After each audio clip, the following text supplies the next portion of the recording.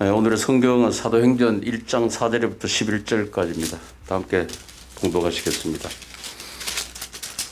사도와 함께 모이사 그들에게 분부하여 이르시되 예루살렘을 떠나지 말고 내게서 들은 바 아버지께서 약속하신 것을 기다리라. 요한은 물로 세례를 베풀었으나 너희는 맨날이 못되어 성령으로 세례를 받으리라 하셨느니라. 그들이 모였을 때 예수께 여쭈어 이르되 주께서 이스라엘 나라를 회복하심이 이때이니까 하니 이르시되 때와 시기는 아버지께서 자기의 고난에 두셨으니 너희가 알 바 아니요 오직 성령이 너희에게 임하시면 너희가 권능을 받고 예루살렘과 온 유대와 사마리아와 땅끝까지 이르러 내 증인이 되리라 하시니라.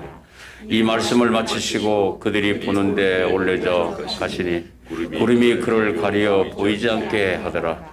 올라가실 때 제자들이 자세히 하늘을 쳐다보고 있는데 흰옷 입은 두 사람이 그들 곁에 서서 이르되 갈릴리 사람들아 어찌하여 서서 하늘을 쳐다보느냐. 너희 가운데서 하늘로 올라주신 이 예수는 하늘로 가심을 본 그대로 오시리라 하였느니라. 아멘.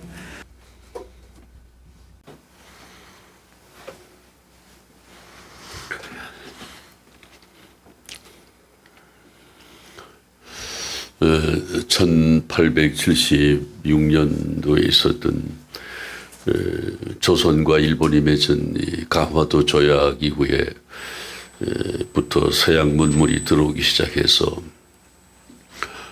봉건적인 사회 질서를 무너뜨리고 근대적인 사회로 점점 변화해가는 꽃이 만개해가는 개화기를 맞았습니다. 개신교 선교사들이 들어온 것도 개화기를 맞이한 조선에 아주 큰 변화를 줬습니다. 개신교 선교사들은 들어오자마자 이 땅에 사립학교를 세우기 시작했습니다. 그래서 우리 백성들에게 근대적인 교육을 실시했습니다. 여러분도 잘 아시는 배제학당, 이화학당, 또 배화학당, 숭의여학교, 정신여학교가 연이어 설립되고 기독교 교회가 주도한 근대 교육이 이 땅에 꽃을 피우게 됩니다. 오늘날의 모든 대학의 원조격인 학당과 학교가 선교사들이 만든 것이죠. 이 개신교 선교사들이 세운 교회에서도 예배를 드리기 시작했습니다. 이 땅에 비로소 하나님의 자녀로서의 양육에 필요한 신앙적 교육이 시작되게 된 것이죠.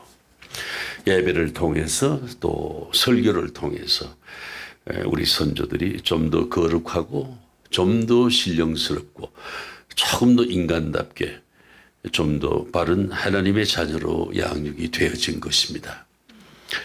또 예배가 공부입니다. 설교가 공부가 된 것이죠. 이 교회라는 학교에서 양육된 우리 선조들의 면면을 보면은 오늘날 이 땅에 기독교의 기틀을 만든 선교 역사의 주역들이 됐으면 물론입니다. 또 많은 이 땅의 초기 기독교인들이 근대 사회를 만든 선각자로 독립운동의 지도자로 국가에 헌신한 희생적인 지도자로 또 그리고 구국과 건국에 기여한 것을 우리는 역사를 통해서 잘 알고 있습니다. 교회에서 시작된 이 근대 교육의 영향이 얼마나 지대했던가 하는 것을 짐작케 해주는 교회와 신앙의 큰 역할을 우리는 알고 있습니다. 오늘날 이 선진국은 모두 다 오래전부터 기독교를 국교로 삼아온 그런 나라들입니다. 그러한 나라에서 좀 더 일찍 우리보다 개신교가 들어가서 선교사들로 하여금 교회에서 학교를 대신하는 교육을 했습니다. 그래서 오늘날에도 많은 유산을 가진 사람들이 교회에 내가 유산을 기탁하겠다라고 이 인덱스를 작성해 놨습니다. 그래서 이 유산들은 그가 세상을 떠나면은 다 정리해서 학교로 가게 되는 것을 봅니다. 그래서 교회의 주된 목적이 교육에 있는 것을 우리가 알아야 됩니다. 흔히 제가 늘 말씀드리는 것은 이 교육의 3단계, 깨달음의 3단계, 이것을 여러분도 좀 머릿속에 깊이 간직을 하고서 일상생활에 적용했으면 하는 마음 간절합니다. 이 사람의 능력을 개발하는 데는 필수적인 단계별 요소가 있음을 우리가 알아야 됩니다. 또 이를 실제로 적용하면서 사회에 내가 적응 능력을 키워나가고 또 내 자신이 가져야 할 평생의 인격을 완성해 나가는데 아주 중요한 학습의 단계인 것을 우리가 알아야 된다, 이런 얘기예요. 이 첫째로 여러분이 잘 아시는 아는 단계입니다. knowledge, 지식의 단계입니다. 뭔가 하나 알아들었습니다. 우리가 가지고 있는 인지 능력으로 사물에 관한 정보를 인지하고 이해하고 생각하고 선택하게 되는 것이죠. 그 다음 두 번째는 수용의 단계, 바로 습득의 단계입니다. 내 것으로 만드는 단계죠. 인지한 지식을 내 것으로 받아들이고 내 기억 창고에 깊이 저장을 하게 되어 있습니다. 그 다음에 마지막으로 실천적 의지를 가지고 행동에 옮겨야 이것이 생명이 있는 것이죠. 실제 삶에 적용해서 이를 반복적으로 행함으로써 내 정신과 내 육체에 익숙하도록 하는 것이다. 이렇게 학습과 훈련 과정을 거치고 나면은 바로 이 지식이 삶의 에너지로 바뀌어서 이 에너지로 인생을 우리가 창조적이고 성공적으로 살아갈 수가 있고 또 부단히 변하는 이 사회의 갖가지 난관과 어려움을 뚫고 나가는 그런 힘차고 지혜로운 삶을 살아갈 수가 있게 되는 것이죠. 다시 말하면 학습의 완성입니다. 학습의 완성은 인격의 완성으로 이 3단계를 거침으로써 이루어진다는 것입니다.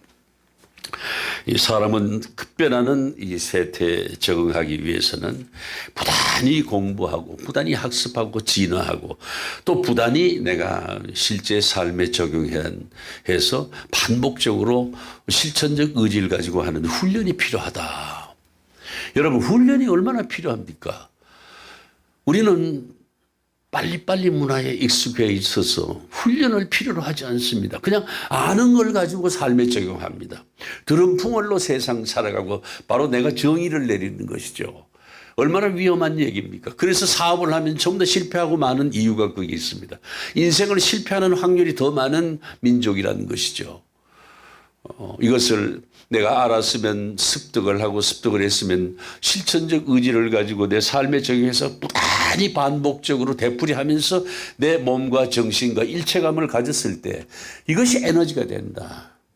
운전도 전투도 다 마찬가지다. 아이들의 젓가락질도 마찬가지다 이거죠.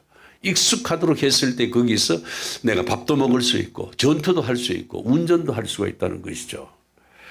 참으로 중요합니다. 오늘 본문 말씀 8절을 한번 봉독해 보실까요? 자, 시작. 오직 성령이 너희에게 임하시면 너희가 권능을 받고 예루살렘과 온 유대와 사마리아와 땅끝까지 이르러 주의 증인이라. 자, 내 증인이 되리라.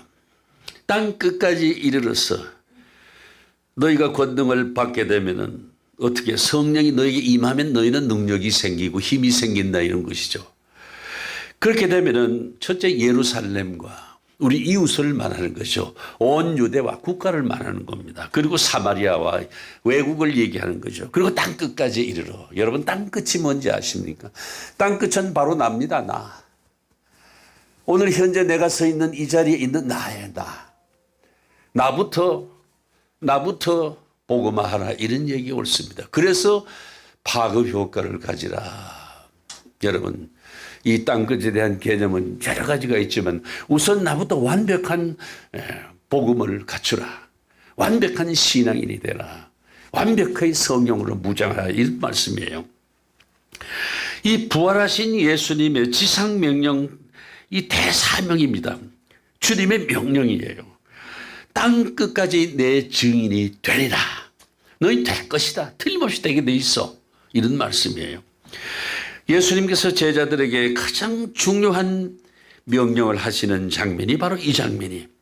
이 명령은 인류의 역사를 바꾸고 그 다음에 우주의 운명을 결정하는 아주 귀중한 말씀이 된 겁니다. 세계 복음화의 첫걸음이 된 것이죠. 후세 신학자들이 이것을 지상대명령이라고 부르는 이유가 바로 여기에 있는 겁니다. 우리가 다 아는 대로 예수님께서는 이 세상에 오셔서 그저 3년 반밖에 일하지 않으셨어요. 이 3년 동안 사역을 하신 거예요. 또 가시고 난 다음에 교회가 생긴 것은 제자들의 몫입니다. 이 교회는 베드로를 비롯한 예수 그리스도의 부활을 체험한 제자들에 의해서 이루어진 거예요. 예수님께서 3년을 사역하시고 제자들에게 명령을 하시고 그 제자들에 의해서 교회가 세워진 것이죠. 우리가 누굽니까? 나는 주님의 제자다. 따라합시다. 나는 주님의 제자다. 우리가 교회를 지금 현재 이루고 가꿔야 될 베드로나 그 12제자와 똑같은 운명이라는 것입니다. 똑같은 사명이라는 것이죠. 그래서 오늘의 교회가 되고 또 세계 복음화라는 큰 역사를 이룹니다. 그 제자들에 의해서 이루어지는 이 계기적 사건이 바로 오늘 본문 8절에 나오는 내 증인이 되리라 땅 끝까지 이르러서. 이 명령을 계기로 해서 전 세계가 복음화됩니다. 오늘날 이 교회도 그 증언에 의해서 그 계기적 사건으로 말미암아 오늘 이 땅 이곳 이 자리에 지금 성전이 생긴 거 아니겠습니까? 이거 누가 했어요? 사람이 만든 겁니다. 사람이 누구예요? 예수님의 제자 옳습니다, 여러분. 여러분 한 사람 한 사람이 정말 베드로나 12제자처럼 그러한 제자의 사명감을 갖는다면은 오늘 우리가 이 복음의 파급력은 이 이웃과 지역사회뿐이 아니고 전 세계로 뻗어나갈 수가 있다는 것이죠. 내가 아니라 성령님께서 하시는 일이니까. 여러분, 내 자신을 내 스스로가 주저앉히거나 좌절하거나 포기해서는 안 되는 것입니다. 여러분, 그 어떤 실제 했다는 사건도 증인이 없고 증거가 없으면은 이 사건화가 되지 않아요. 신뢰를 잃어버리는 것입니다. 구체화된 증인과 증거가 있어야 돼요. 이번 선거에 보시지 않았습니까?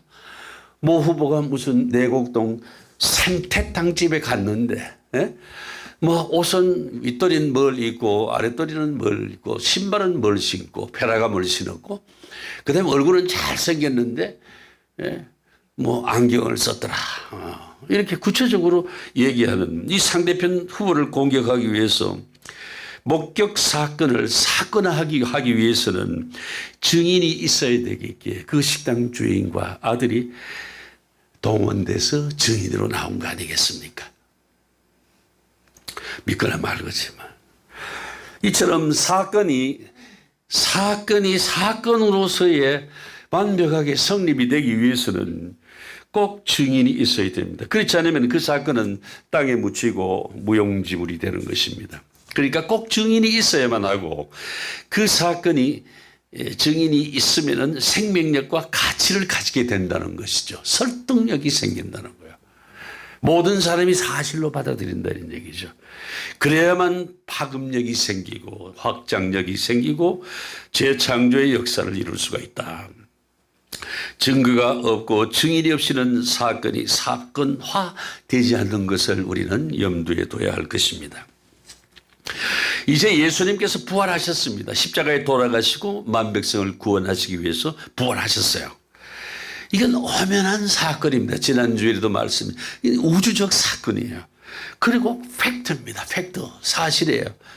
여러분 따라합시다. 부활 사건은 사실이다. 내가 믿는다.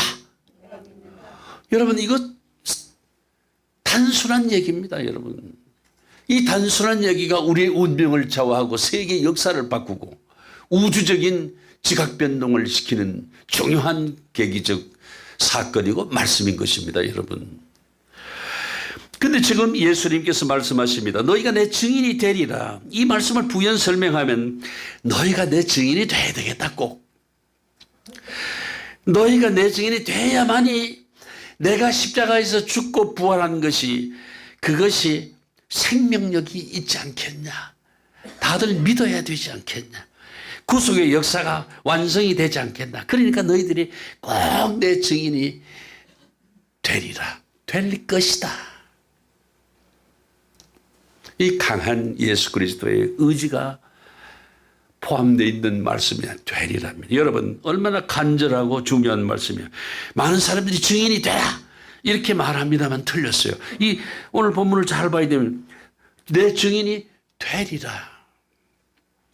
이건 뭐냐면 사건은 이미 일어났어요. 3년 동안 예수님께서 하신 역사가 있고 엄연한 사건이 있습니다. 십자가에 돌아가신 이 엄연한 사건이 있고 그리고 사망 권세를 이기시고 부활하신 사건이 있습니다. 여기까지 왔는데 이제 이것이 사건화되고 현실화되고 생명력 있게 확장되어 이 모든 사람이 이로 말미암아 믿음으로 구원을 얻게 하기 위해서는 이 사건화가 되어야 된다. 사실로 판명이 나야 된다. 이런 얘기입니다. 그것이 딱 하나. 어떻게? 너희가 내 증인이 되어야 하겠다. 너희들이 얘기를 다 해라. 본 대로 겪은 대로. 내 사역이 헛되지 않고 내 죽음이 헛되지 않고 내 부활이 헛되지 않고 이 거룩한 역사가 이루어질 수 있겠다. 이런 얘기입니다. 여러분. 예수님의 간곡한 당부의 말씀입니다. 아주 대단히 중요한 말씀이죠. 너희가 내 증인이 되리라. 그냥 증인이 되달라고 제자들에게 통사정하신 얘기가 아니다 이거예요. 어디까지나 되리라. 확신에 찬 말씀이다. 내가 꼭 그렇게 되도록 하겠다라고 하시는 결연한 주님의 주권적인 말씀이더라.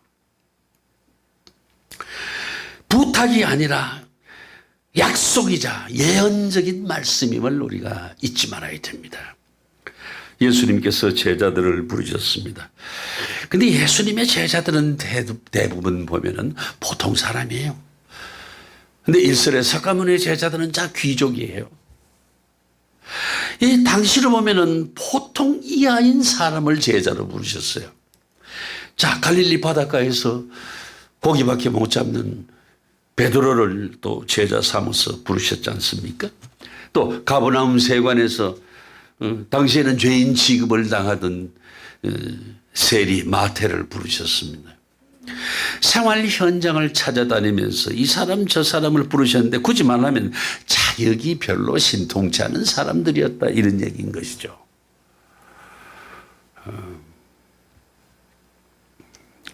이렇게 현장을 함께 다니시면서 예수님은 12 제자에게 나를 따르라.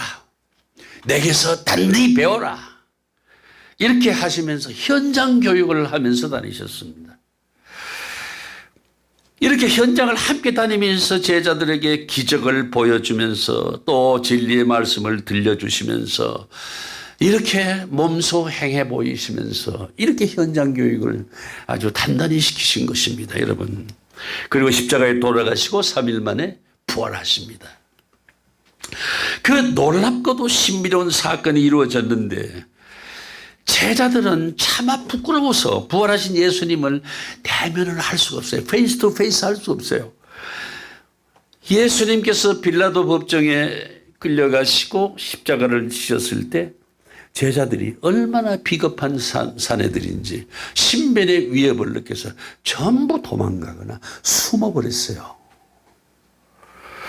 여러분 부활하실 것을 하신 것을 알면서도 또 생전에 기적을 행사하시는 그 예수님의 놀라운 하나님 같은 능력을 다 알면서도 보면서도 또 예수님께서 메시아라는 사실을 알면서도 그리고 또 베드로 같은 제자는 예수 그리스도는 살아계신 하나님이다. 이렇게 고백을 했으면서도 그들은 예수님께서 십자가를 지시려고 하는 순간에 전부 다 생각이 흔들리고 믿음이 휘청거렸습니다. 자기들도 잡혀가 죽을 것을 생각하니까 겁이 났습니다. 그러면서 한편으로 그랬어요. 야, 메시아인데 왜 죽을까? 이렇게 무능했던가? 메시아가? 그리고 우리가 바랐던 메시아는 이러면 안 되는 거 아니야? 이러면서 낙심한 제자는 두 명이서 엠마오로 낙향하는 그런 일까지 생긴 것입니다.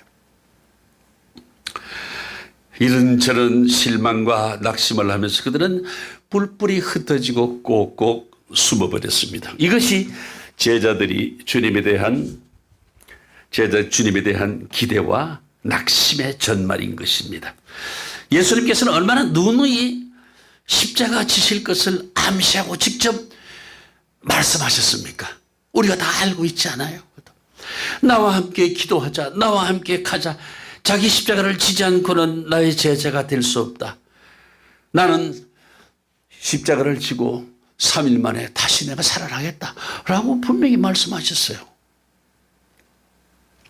이렇게 분명히 말씀하신 것을 다 듣고 배웠는데도 저들은 예수님께서 십자가를 지시는 순간 그 십자가를 선뜻 따라 나설 용기가 없었던 거예요.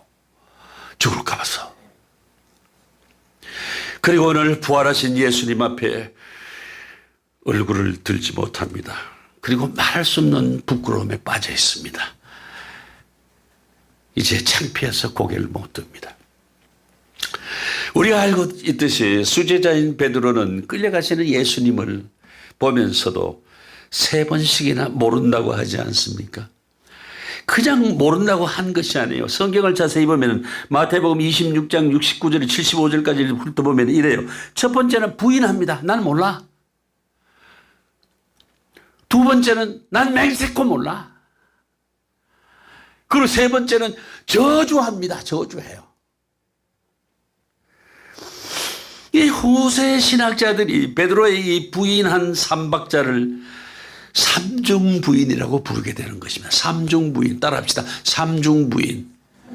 여러분 3번씩이나 부인하면 큰일 납니다. 여러분 하지 마세요. 그리고 베드로처럼 창피하게 부끄러워서 얼굴도 못 드는 신세가 된다는 것이죠. 이렇게 예수를 부인한 베드로의 모습은 정말 비참함 그 자체가 아닙니까? 그리고 이제 십자가에 돌아가신 예수님께서 부활하시고 그 부활하신 예수님을 베드로가 안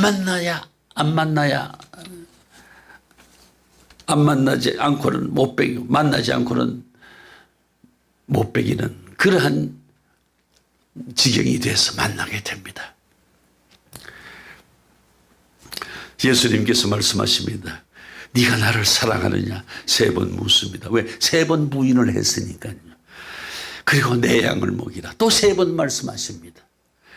이 말씀을 들은 베드로는 마침내 무릎을 꿇고 엉엉 울면서 수제자의 자리로 회복을 했습니다. 그리고 예수님께서 베드로야 네가 내 증인이 되리라. 수제자인 너부터 내 증인이 되야겠다. 부탁이 아니라 단호한 말씀을 하신 것이죠. 여러분 좀 전에도 말씀드렸습니다만 부활 사건이 사건화하기 위해서는 꼭 증인이 필요하다는 것이죠. 부활 생명이 우리의 부활 생명이 되게 하기 위해서는 증인의 아주 구체적인 증거가 꼭 있어야 되는 것이다. 자, 그걸 어떻게 합니까? 그리고 누가 합니까? 죽음을 불사한 그 믿음을 끝까지 지킨 순교자가 대답을 해줍니다. 여러분 순교를 각오해야 하고 순교해야 합니다. 죽음 앞에서도 조연하게 이것이 맞다라고 얘기를 하는, 내가 봤다라고 이건 확실하다고 말할 수 있었을 때 이것이 설득력을 지닌다는 것이죠. 순교자가 있어야 부활 생명이 생명으로 나타나게 되는 겁니다.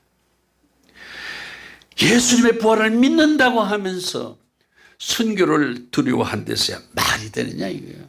또 예수님의 부활을 눈으로 생생히 본 사람이 순교를 꺼려한다면 되겠냐 이거예요.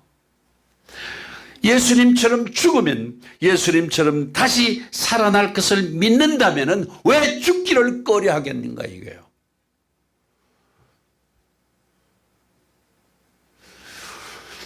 저는 100번 더 순교할 수 있을 것 같아요.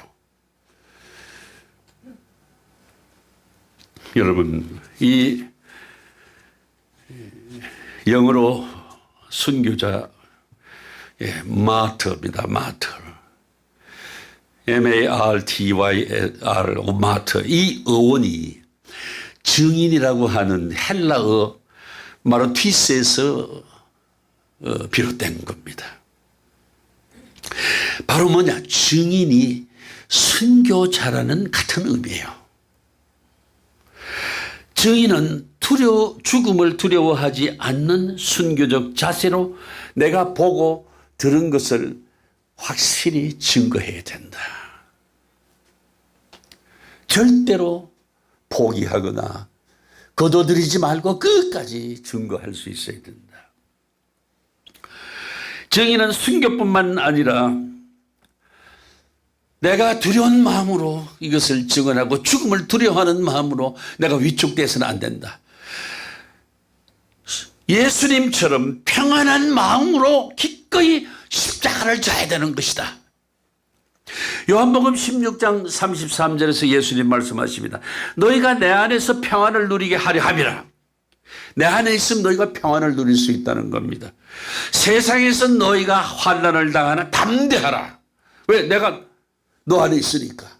내가 너와 함께 있으니까. 내가 세상을 이겼는데 너희들이 뭐 세상적인 걸 가지고 죽음까지도 두려워하느냐. 이 말씀이에요. 이렇게 말씀하시고 십자가를 지셨습니다. 그리고 그 고통을 참으셨습니다. 평안한 마음으로. 이렇게 평안하시고 담대하시고 세상을 이기신 예수님을 어떻게 증거해야 되겠는가? 이제 아무 두려움도 없고 죽음도 두렵지 않게 되어 있습니다. 이 말씀을 믿으면 환난도 고난도 고통도 핍박도 다 두렵지 않습니다. 이러한 단단한 확고한 신앙심은 확고한 믿음을 가져야 증인이 되고 증거를 할 수가 있다는 것이죠. 그래서 예수님께서 다시 한번 약속을 하며 주도적으로 증인이 되게 하겠으니 너희들 걱정하지 말라. 이 말씀 속에는 확신, 능력, 순교에 대한 영광이 함께 담겨져 있음을 우리가 간파해야 된다, 이런 얘기입니다.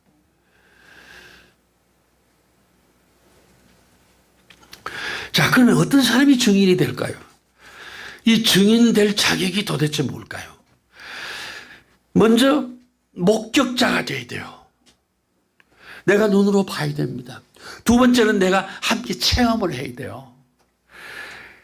그 다음에 세 번째는 내가 직접 들은 말씀이 내 귀로 생생히 들은 말씀이에요. 이런 질문이겠죠, 증인에게. 예수님을 너 보았느냐? 만났느냐? 함께 했느냐? 알고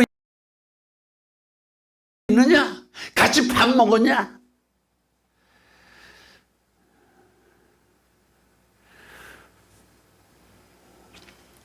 증인은 예수 그리스도에 대해 모든 것을 해박하게 알고 있어야 증거할 자격이 있는 겁니다. 증인은 또 예수 그리스도를 믿을 뿐만 아니라 부활 사건에 대한 확고한 믿음 또한 갖춰야 된다. 증인은 내가 증거할 예수 그리스도를 사랑해야 됩니다. 그리고 그분과 운명을 같이 하고자 하는 마음이 있어야만 증인될 자격이 있는 것입니다. 비겁해서도 안 됩니다. 두려워해서도 안 됩니다. 벌벌 떨어서도 안 됩니다. 주님이 평안하게 기쁜 마음으로 십자가를 졌듯이, 그리고 내 속에 주님이 함께하면 그 주님의 평안이 내 평안이 되기 때문에, 여러분, 증인으로서 더욱 중요한 것은 증거하는 내용이 너무 소중하고 너무나 위대해서 내 생명의 이 가치보다도 더 크게 여길 수가 있어야 된다. 내 생명 정도요. 내가 죽고 사는 문제보다도 예수의 부활을 증명하지 더 중요하다고 생각해야 된다, 이거예요. 여러분, 전도하라 그러면, 해봤는데요? 안 한대요. 또 전도하라면, 난 불교인데요? 불교라고 그러는데요? 안 온대요, 교회에. 뭐 이러고 말아요. 이래 되겠느냐, 이게요, 여러분. 제가 전도할 때는 처음 저기 잠실에 있는 둔천 주공 아파트 앞에 있는 재래시장을 매일같이 찾아갔습니다. 퇴근하고 3시간 동안을. 그리고 한 50개 점포를 다니면서 오늘은 10개, 내일은 10개, 그 집에 물건 사면서 계속 눈을 이고 계속해서 물건을 샀습니다. 사가지고 전부 교회가 다 꾸역꾸역 해놓고 교인들 보고 가져와 그러고. 그 한 달 이상 그렇게 하니까요. 사람들이 자꾸 날 보고 이상한 사람이라고.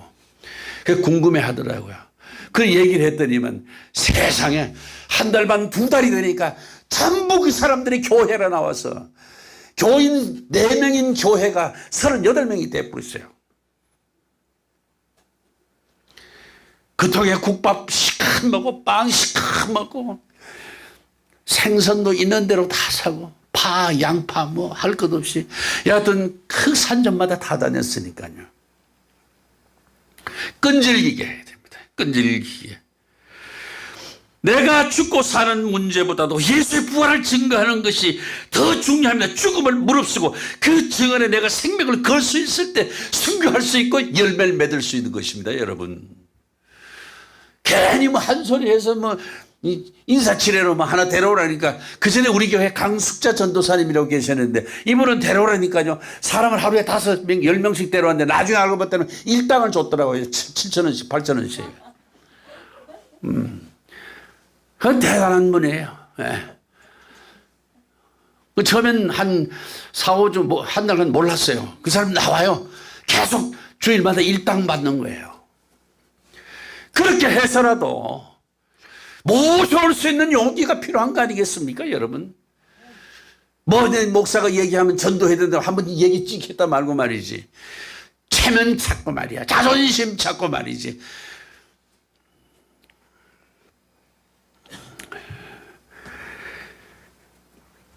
그래서 내 양을 먹이라, 내 양을 치라는 주님의 명령을 받은 여러분 베드로는 결국 순교의 길을 걷게 됩니다. 여러분. 이 폴란드 출신 작가인 헬리코 생키비치가 쓴 이 노벨 문학상 작품인데 여러분 잘 아십니다. 코바디스에서 이 베드로의 순교에 대해 이렇게 합니다. 베드로가 로마가 막 기독교를 잡아들이니까 피신해서 교회로 피신을 합니다. 그 베드로가 피신한 로마. 근데 문득 길에서 주님을 만납니다. 그 주님께서 자기가 도망 나왔던 로마로 다시 들어가는 거예요. 그래서 베드로가 깜짝 놀라 큰 소리를 부르칩니다. 코바디스 도미니, 주여 어디로 가십니까 이 판에? 이렇게 묻습니다. 소리칩니다. 그 예수님께서 잔잔하게 심기 불편한 어조로 말씀하십니다. 네가 나의 어린 양을 버렸으니 나는 또다시 십자가에 못 박히기 위해서 로마로 가야 되지 않겠냐? 예수님의 이 말씀을 들은 베드로는 땅에 엎드려 통곡을 합니다. 그리고 크게 깨달은 베드로는 도망가던 발걸음을 돌려서 다시 로마로 들어가서 체포됩니다. 그리고 십자가에 거꾸로 매달려 순교하게 됩니다. 예수님처럼 바로 선체 십자가를 지기에는 너무나 부끄럽고 못난 자신을 깨달았습니다. 그 자신은 죄송해서 예수님처럼 바로 매달려서 못 죽겠다. 날 거꾸로 달아주세요. 라고 했다는 후문입니다. 여러분. 또 한 사람이 있습니다. 예수님의 지상명령을 받았습니다. 그래서 안 가려고 도망 다니던 도마를 11제자가 인도의 왕궁 건설을 위해서 목수를 구하러 실크로드를 따라왔던 사람들에게 목수라고 속이고 팔아버렸어요. 그래서 도마가 이 소아시아와 인도, 티벳 여기서 전도를 하게 됩니다. 선교를. 여러분 1887년도 러시아의 언론인 겸 저술가인 니콜라스 노토비치라는 사람이 있어요. 이 사람이 여행 중에 티벳과 인도의 접경 지역인 라닥에 수도인 레에서 40km 떨어졌더라고요. 제가 가보니까요. 거기에 있는 아주 길이 가기가 어려워요. 은밀히 숨겨진 히미스 사원이라는 템플 히미스가 있습니다. 그 히미스에 가면 양가죽의 두루마리에다가 이게 15뭉치가 있습니다. 거기에 예수에 관한 기록물이 있어요. 그래서 이거를 이 노토비치가 세상에 알렸습니다. 이 양가죽의 두루마리 형태로 기록된 것을 학자들이 연구 번역한 결과 어떤 결론을 내냐면 아시아 지역으로 거기 양가죽에는 이사라고 되어 있습니다. 이사의 행적이라고 되어 있습니다. 양가죽에 있는 것을 번역한 결과 아시아 선교를 위해서 먼저 도마가 이곳에 와서 도마가 예수님의 행적에 관한 얘기, 부활에 관한 얘기를 계속 설파하고 다니고 그 다음에 거기서 실크로드를 따라서 예루살렘까지 갔던 상인들의 구전에 의한 것을 후대 것을 모아서 기록을 해놓은 겁니다. 그래서 내가 원문을 이렇게 번역해 놓은 걸 보면은 내가 이 성경을 아는 사람이 금방 보면 금방 압니다. 아, 이거 띄엄띄엄 모자이크 했다는 일관성이 없습니다. 그래서 우리나라에는 예수의 잃어버린 세월이라는 제목으로 출판이 됐습니다. 그래서 내가 몇 권 사서 여러분 주려고 했더니만 절판이 되고 헌책점에도 없습니다. 그러나 제가 사서 읽은 책이 우리 평창 산골에 저희 집에 도서관에 있으니까 궁금하신 분들은 거기 와서 읽어보시길 바라요. 여러분, 베드로나 도마처럼 증인은 예수님의 부활이 너무나 엄중하고 부활 사건이 너무나 중요하기 때문에 자신들의 생명쯤은 자신들의 고난과 환난쯤은 그냥 다 고난과 고통과 순교를 두려워하지 않은 채 예수님을 증언했던 이 위대한 흔적을 우리가 깊이 새겨야 할 것입니다. 세계에 복음하는 바로 이 고난과 고통과 죽음을 불사한 부활의 증인들로 인해서 이루어졌습니다. 여러분, 부활의 증인은 순교합니다. 순교함으로써 부활 사건이 사건화가 되는 것입니다. 예수를 믿는 우리의 궁극적인 신앙 자세 또한 우리는 늘 부활 신앙을 가지고 살아야 믿을 만하게 되는 것이죠. 왜 믿습니까? 다시 살아날 것을 믿기 때문에 믿는 거 아니겠어요? 생명보다 더 소중한 돈을 헌금이라고 따박따박 가져오고 넣는 것도 바로 그런 거 아니에요? 최소한의 여러분, 최소한의 믿음의 결론 아니에요? 최소한의 믿음의 결과물이 헌금 아니에요? 그리고 시간 내서 이게 교회까지 오는 거지. 이래서 되겠어요? 헌금은 안 내도 좋은데 여러분 증거하세요. 증인으로. 이 차고 넘치도록 해보세요. 그러면 여기서 다른 교회로 또 파송을 시키면 되잖아.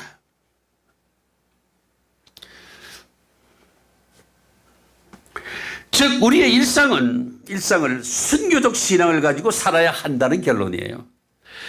이것이 그리스도인의 숭고한 모습인 겁니다. 여러분, 숭고해지기 싫습니까? 어? 도대체 이 모양 이 꼴로 살아도 마음 편하고 좋습니까? 그렇다면 예수님께서 말씀하십니다. 마태복음 28장 20절에 볼지어다 내가 세상 끝날까지 너희와 항상 함께 있으리라. 환난을 당하더라도 담대하라. 왜? 내가 세상을 이겼고 내가 너희와 함께 하기 때문에 세상 끝날까지 함께 할 건데 내가 세상을 이겼으니 내가 함께 있으면 내가 널 지켜줄 거 아니냐 이런 얘기예요. 할렐루야. 이럴 때 다른 교회는 그냥 야면하고 소리 지르고 이런 게 일어나는데 너무너무 신사들만 모였어요. 너무 차원 높은 숙녀들만 모였다고. 세 사람의 목소리 하나도 주님 향해서 던질 수가 없단 말이에요. 할렐루야. 그리고 본문 4절 말씀 한번 봉독해 보실까요? 시작.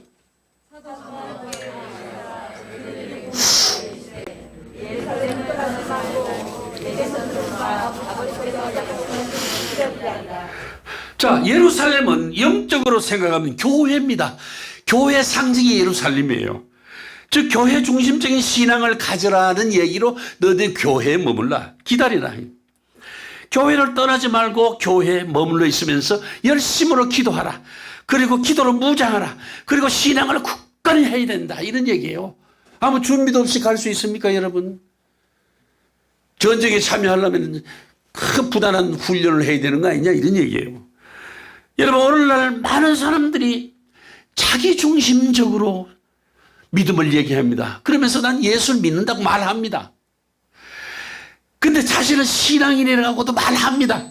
그러면서 교회에 나가지 않습니다. 여러분 뭐 집에서 부르던데 방송으로 요새 보니까 뭐 만 목사들이 방송을 하대. 그거 들으면 될 거 아니야. 왜 교회에 따박따박 나가야 되냐 이거예요.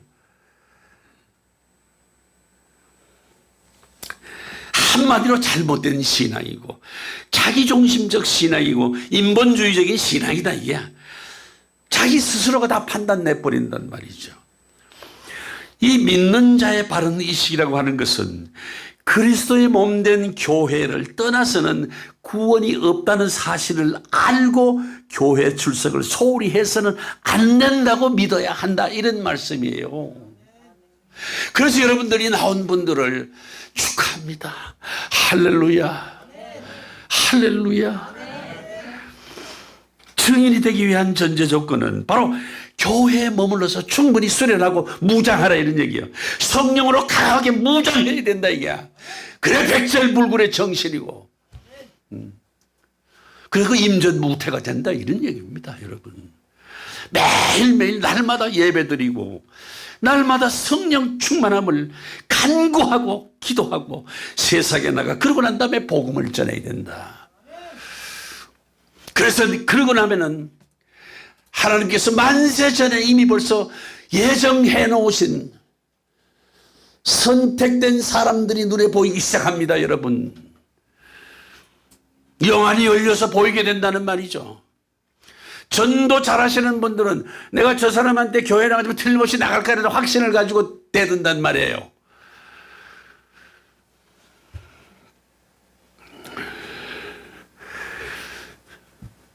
증인의 사명은 내 힘으로는 정말 감당할 수가 없는 문제예요.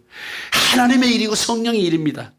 오직 성령의 능력을 내가 덧입고 많이 할 수가 있다. 그 가능한 거예요. 전도가. 그 위로부터 오는 능력을 입을 때까지 너희들은 예루살렘 교회에서 기다리라는 말씀이에요. 바로 언제까지? 오순절이 될 때까지. 성령에서 강림하실 때까지. 그날이 언제입니까? 부활 후에 50일째 되는 날까지 기다려라 이게야. 그날 내가 좋은 선물을 주고 내가 아버지 곁으로 가야 할 것이 아니냐. 예수님께서 약속하신 성령이 내려오셔서 강림하셔서 우리에게 임하셔서 사람들에게 성령을 은사로 부어주실 것이기 때문에 그때까지 예루살렘을 떠나지 말고 쭉 기도하고 말씀에 충실하고 그리고 성령 충만하게 무장을 단단히 하거라. 참으로 신비로운 말씀 아닙니까? 참으로 실제적인 교훈이 아니냐고요. 이 순교적인 신앙은 성전 중심적인 신앙의 그 신앙 생명에서 비롯된 것임을 우리가 알아야 됩니다. 여러분 성전 중심의 삶을 살면은 부활 생명이 내게 있어진다 이런 얘기 옳습니다. 여러분 오늘날 우리들도 중요한 결단을 여러분 앞에 두셨습니까? 그럼 교회에서 무릎이 닳도록 기도하면서 해결하시란 말이에요. 2000년 전 주님께서 증인이 되고 순교하려면 예루살렘을 성전을 떠나지 말라 하신 간곡한 말씀처럼 우리가 성전에서 응답을 받고 성전에서 용기를 얻고 성전에서 계시를 받고 성전에서 은혜를 받아야 될 게 아니냐 이런 얘기입니다. 여러분 성전 밖에서 어떻게 은혜를 받을 수가 있나요? 말씀이 선포되지가 않는데 텔레비전 채널을 고르듯이 아무나 보고 이 목사 저 목사 골라서 그렇게 보는 그것이 예배입니까? 그래야 우리도 주님을 증거하고 부활을 증거하는 정말 영광스러운 증인이 될 수가 있지 않느냐 이 말씀이에요. 여러분 본문 4절 말씀처럼 아버지께서 약속한 것을 기다리라. 이 기다리는 마음이 얼마나 중요하냐 이게. 초조해하지도 말고 불안해하지도 말고 꾸준히 기다려봐라 이런 말씀이에요. 아버지께서 약속하신 성령이니 그 명령이 있을 때까지 그 지시가 있을 때까지 기다려야 됩니다. 이것이 주님께서 하시는 역사를 내가 온전히 받아들이고 온전히 수용하는 그런 자세입니다. 여러분 그것이 제자됨의 자세 옳습니다. 우리에게 오신 성령님께서는 무슨 일을 하시냐? 성령께서 내게 오시면은 내가 주님을 닮아가게 합니다. 그 다음에 하나님은 지혜를 주시고 하나님은 능력을 주시고 한없이 담대함을 주시면서 그 은사의 열매, 선교의 열매를 결실을 시키기 위해서 하나님께 영광을 돌리게 하시기 위해서 우리에게 부단히 역사하신다는 것을 잊지 마시기 바랍니다. 또 우리로 하여금 궁극적으로 전도하게 하십니다. 그리고 하나님 나라의 확장을 위해서 우리로 하여금 쓰임받게 하십니다. 여러분, 우리의 기도는 하나님 저를 써주십시오, 제가 쓰임받게 해주십시오라고 기도해야 됩니다. 따라합시다. 하나님, 제가 쓰임받게 해주십시오. 여러분, 기히 써야 됩니다. 정치가도 아닙니다. 직장도 아닙니다. 증권사도 아닙니다. 부동산 사업자도 아닙니다. 여러분, 하나님이 쓰시는 일을 해야 된다, 이런 얘기예요. 그 일을 하면서 하나님이 쓰시는 일을 하면 금상의 처마 아니냐, 이런 얘기예요. 성령께서 예수님께 비둘기처럼 임하셨다고 합니다. 그래서 사명을 감당하게 하셨던 것 같이 우리들에게도 같은 사명이 이미 주어져 있음을 우리가 알아야 된다, 이런 얘기입니다. 내 자랑이나 욕심이 아닙니다. 교회를 세우고 하나님의 나라를 확장하고 인간들을 회병하는 원수 마귀와 대적하는 일에 내가 쓰임받게 해달라고 기도해야 된다, 이런 얘기예요. 성령님께서는 친히 우리의 기도를 도와주세요. 그리고 성령 스스로가 우리를 위해 기도하세요. 성령의 충만하심을 받고 성령님을 따라 살아갈 때 바로 너희가 내 증인이 되리라 하신 말씀 따라서 우리가 바로 예수 그리스도의 부활의 증인이 될 수 있음을 명심하시기 바랍니다. 여러분, 본문 11절 말씀처럼 예수님은 하늘로 가심을 본 그대로 오시리라. 이 천사들이 외치는 메시지처럼 틀림없이 다시 오실 것입니다. 우리는 요한계시록 마지막 장 21절의 말씀처럼 내가 진실로 속히 오리라 하시거늘 아멘 주 예수여 어서 오시옵소서, 이 말씀을 믿고 주님의 재림을 기다리는 이 마라나타 신앙으로 살아가야 마땅할 것이다. 할렐루야. 기도하시겠습니다. 고마우신 아버지 하나님, 저희들에게 놀라운 은사를 주셨습니다. 감히 증인될 은사를 주셨습니다. 우리는 성령 충만함과 아울러